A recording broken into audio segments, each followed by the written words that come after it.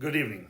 I wanted to send you all, as the club's president, a short message since I could not be there this year in person due to work-related travel. I'm sorry I can't be there, as I know this is always a great dinner and time to be with the amateur radio family during the holidays. I want to spend a few minutes here highlighting the Stones River Amateur Radio 2021 club events. We started out this year with several Zoom meetings with our featured guests. Our first one being the ever well-known Bob Heil, who shared his story and talked about why audio was important. As the president, I also donated an Anytone 878 radio to the club as a membership drive giveaway, and KO4 EHB Michael was the winner of that radio. We ended January with Winter Field Day running as 3 Alpha setup. We did well overall and was incredibly pleased with the turnout and the number of operating contacts the club made as a whole. In February, Riley Hollingsworth joined us via Zoom to discuss the Volunteer Monitors program and the implementation of the phases. In March, the Stones River Club hosted a technician course with KD4 EYF Mark Swikert, W4 DMM Mark McDougall, W1 KOM Glenn Clute, and W4 SHS Warren Lee.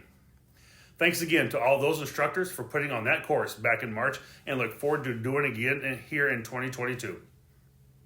At our March meeting, we welcomed Don Wilbanks, AE5DW, via Zoom meeting, who discussed the ARRL Newsline and Ham Nation.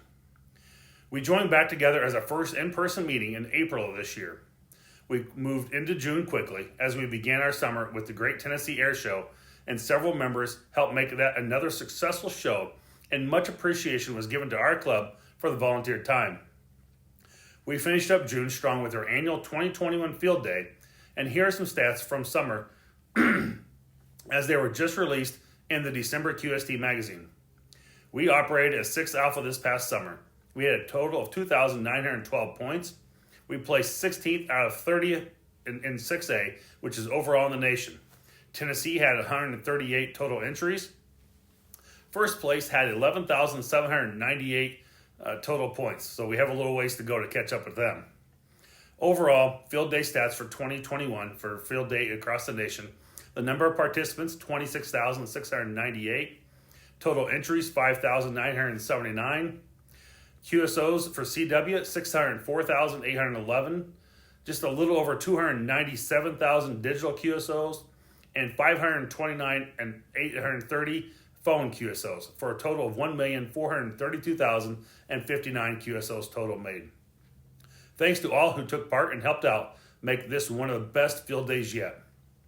In July, we did not have a meeting, but we didn't slow down. We had helped Jess Disney with taking down a tower from Middle Tennessee Electric so he could put it up this next spring once he gets his house finished. We look forward to helping him with that project this coming spring. Several members also attended HamQuest in Lebanon. We voted on and approved a set of duplexers to be installed in the Murfreesboro repeater. And that brings us to our August meeting, where we shared a short video highlighting all the pictures from Field Day. Thank you to Dan Eppright and our new club member who took most of the photos and shared them out. Several members also went to Huntsville for the first in-person Hamfest of this year. It was fun to be back at a real Hamfest, and I know I filled my basket there with plenty of other new equipment. In September, we hosted our annual barbecue fox hunt. We had fun with a few participants who looked for the small hunt, and they were very successful as first-time fox hunters. As we finish out our year, in October, we began our meeting by welcoming ICOM America via Zoom, who gave a presentation on the ICOM 705. We had 3 bike rides, which our club supported the same month, and we had a very busy month thanks to Tom K1KY and Adam W8IFG for all their work in organizing the communication support for those rides. As we close in our November meeting, we held our first election process for the first time under the new updated bylaws and constitution that was voted on and approved in 2020. The president and secretary were up for a re-election this year, and by majority vote, Audrey Lowe was nominated again for the secretary position, and I, Marvin Turner, was nominated and voted to be your next president again for the next 2 years. I want to say thanks for all that have joined and paid your dues this past year. We have had a record year of people paying dues with 80 paid memberships.